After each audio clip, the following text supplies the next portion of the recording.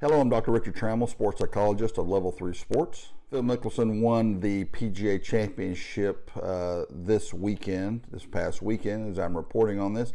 And I was thinking about what a significant moment that was in the sport of golf. Here's a man 50 years old who has defeated the best players in the world, and some of them are half of his age. How is that possible? So I started thinking about all of the things that make Phil Mickelson a great athlete, and I compiled this list. So here are the 10 reasons that I think Phil Mickelson is such a great athlete.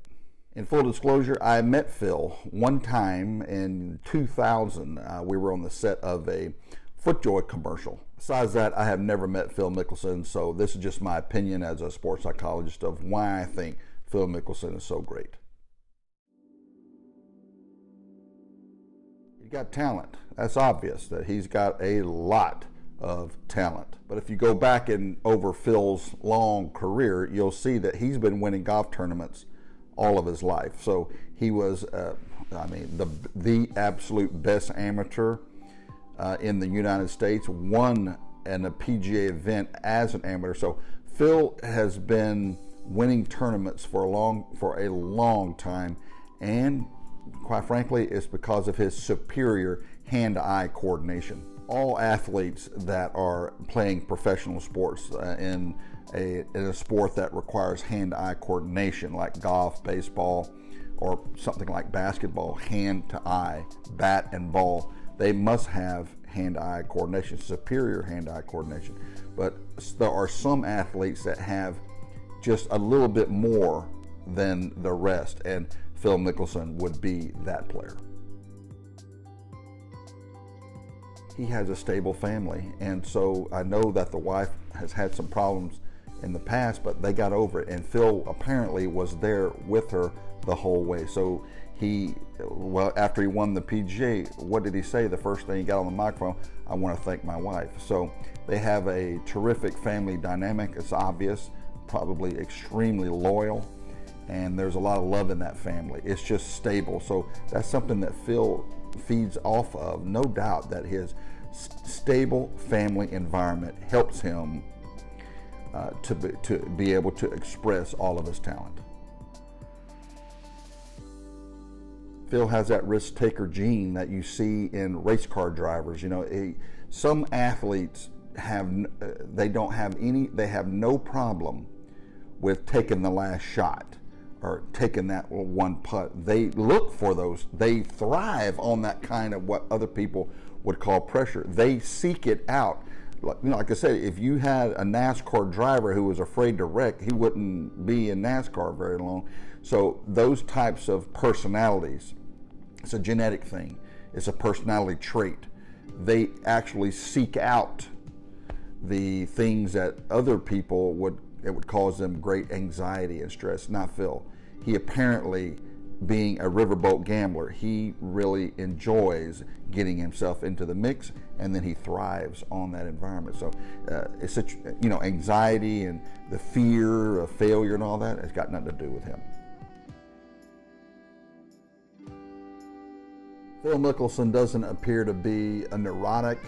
He appears to me to be very emotionally regulated, and it was on perfect display during the PGA Championship. He hit a ball in the water, coming down the stretch right there, and then he, no doubt he was disappointed, but he was able to move on. So another player, it might have been literally a catastrophe, tournament over, time to panic. But that didn't happen to Phil. So emotional regulation is a very big deal with people if they get into these situations where other people think there's a lot of stress and pressure. Phil apparently, he didn't see it that way. He kept his cool. It's called being emotionally regulated.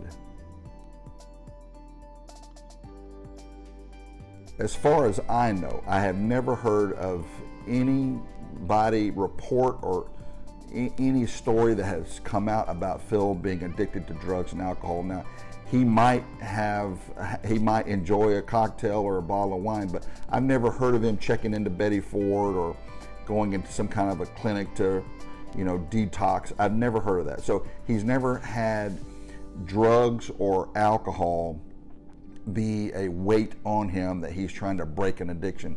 I've never heard of that. I've never even heard a rumor about that, about Phil Mickelson being at it. Phil is very disciplined, obviously. If you look at, the average man, they get older, they gain weight. I mean, your metabolism slows down. If you keep eating the same, body stores it into fat. I mean, it happens to most men that don't have a high metabolism. So you can see that Phil's got that kind of body that he could balloon up fairly quick, but he didn't. And he apparently stays on his strength and conditioning program, stretching, and he's done it for many years. So he is disciplined with his workout routine and what he eats. That's quite obvious. So yeah, he keeps his weight the same as what it's been probably for many years. Did you know Phil Mickelson has a psychology degree from Arizona State University? Yeah, just like Tom Watson. So Phil understands the power of sports psychology. I have no doubt that he understands the power of the mind and the psychology of sport. So many athletes, they are afraid of that, or they don't know anything about it. Not Phil Mickelson. He has taken every advantage that he can, every facet of athletics that he can, he uses it to his advantage, and he has a deep understanding, at least I feel like he has a very deep understanding of sport and exercise psychology. Not only do I think Phil Mickelson is a very high intelligent person, probably has a very high IQ, he has an extraordinarily high golf IQ. So there's a difference. You see, a person can have a very high IQ in, say, mathematics. They don't know how to mop a floor. But Phil Mickelson, I feel like he has not only a very high IQ in general, but his golf IQ. In other words, he is able to analyze situations and then rationally put the pieces of them together to give him the best opportunity for the outcome that he's looking for. So Phil is able to do that, or he seems like he's able to do that. And the only reason I say that is because he verbalizes so much with his caddy. He did this past weekend, and he's done it in the past, trying to play chess out there, not only with himself, but with the golf course. Call that a very high golf IQ.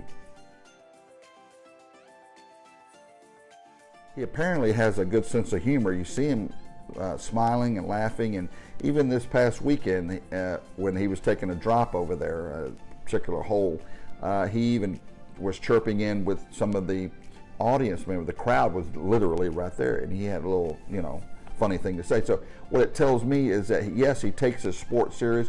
He may not take himself so serious, which is a great thing, because it helps him with the proper perspective. When athletes, if it's an all or nothing thing with an athlete, and then they're not fulfilling what they feel like their expectation, or if it's not going exactly the way they want, I mean, it can be a catastrophe for them. The whole life is crumbling around them because they are 4 over par or something like that.